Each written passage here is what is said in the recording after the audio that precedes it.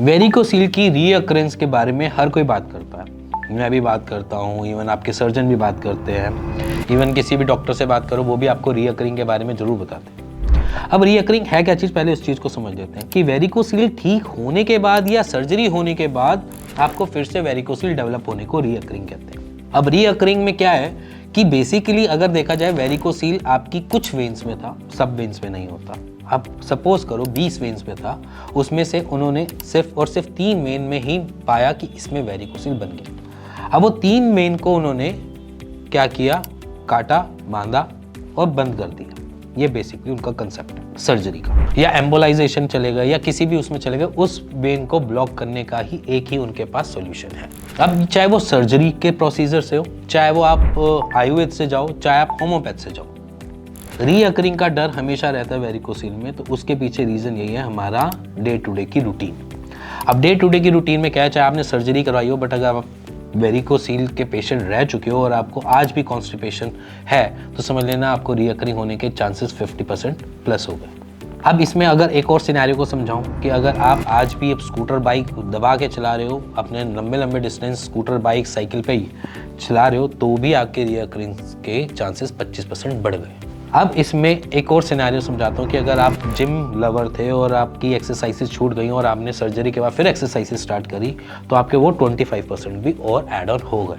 तो यहाँ पर ये समझ लेना कि अगर आप वेरिकोसील की सर्जरी या कोई भी ट्रीटमेंट से अगर आपने ठीक किया है तो समझ लेना रीअकरिंग के आने के चांसेस हैं। अगर मैं इस दौरान मैं आपकी ठीक करने के बाद कुछ चीज़ों में आराम दे सकता हूँ तो मैं आपकी लाइफस्टाइल को भी बदल सकता हूँ।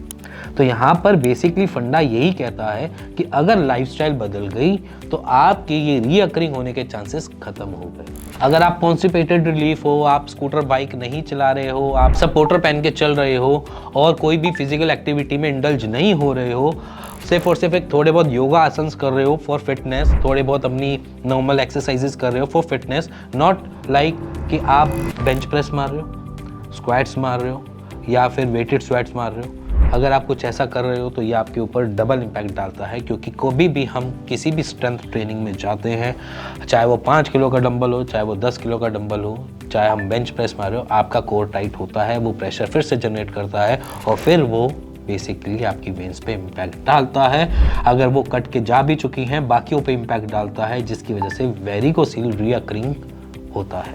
तो इसीलिए अगर हमने रीअकरिंग से बचना है, चाहे आपने कोई सा भी ट्रीटमेंट लिया हो, तो अपने लाइफस्टाइल को आज से ही बेटर कर लो। डे टू डे की रूटीन में अगर आपने आदत डाल दी, 21 दिन अपने उस लाइफस्टाइल को दे दिए, तो मेरे ख्याल से कोई भी आपको प्रॉब्लम नहीं आएगी इन फ्यूचर भी।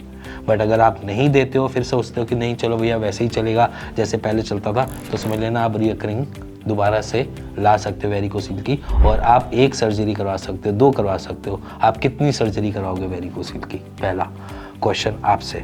दूसरा क्वेश्चन, अगर आप इनफर्टाइल हो जाते हो तो उसका जवाबदाही कौन देगा? डॉक्टर देगा? नहीं देगा, कोई नहीं देगा। अगर इनफर्टाइल हो गए, आपके शुक्राणु कम हो गए, तो उसको वापस लाने में भी टास्क हो जाता है जब वेरिकोसील इतना बढ़ जाता है। तो इसीलिए यहाँ पर डरने और डराने वाली बात नहीं करूँगा, मैं सिंपल सी बात करूँगा, आज से अपने लाइफस्टाइल के ऊपर काम कर लो, अपनी बॉडी को समझना चालू कर लो, जिसकी वजह से आप कभी भी वेरिकोसील की प्रॉब्लम से दोबारा ना फंसो और उसको सेटल डाउन कर सको। इसी के साथ मिलेंगे नेक्स्ट वीडियो में, तब तक good bye and take care.